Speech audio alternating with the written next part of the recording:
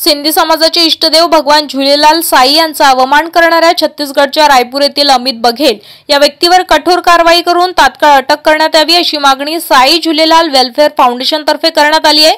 या संदर्भात संस्थेचे अध्यक्ष दीपक शंकरलाल पारवाणी आणि राजकुमार दुग्गई यांनी पंतप्रधान नरेंद्र मोदी, गृहमंत्री अमित शहा आणि छत्तीसगड सरकारकडे निवेदन सादर केले आहे। संस्थेच्या निवेदनात नमूद करण्यात आले की काही दिवसांपूर्वी रायपूरमध्ये अमित बघेल नावाच्या व्यक्तीने भगवान झुलेलाल साई आणि सिंधी समाजाबद्दल अब्रू नुकसानिक आणि अपमानास्पद वक्तव्य केलंय।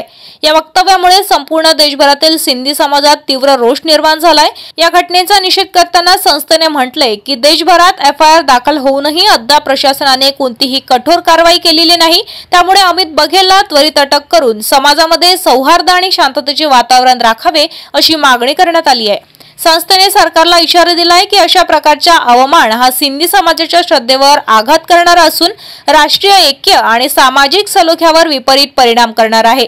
या प्रसंगी उपस्थित संत साई राजेशलालजी कंवर, पूज्य संत डॉक्टर संतोष महाराज, डॉक्टर इंद्रलाल गेमनानी, बंटी परवानी, राजकुमार दुग्गई तसेच विविध पूज्य पंचायतीचे अध्यक्ष आणि सिंधी समाजातील अनेक पदाधिकारी यावेळी उपस्थित होते। संपूर्ण सिंधी समाजाने या घटनेचा तीव्र निषेध नोंदवत अमित बघेलला तात्काळ अटक करून योग्य ती कारवाई करण्याची मागणी यावेळी करण्यात आली आहे।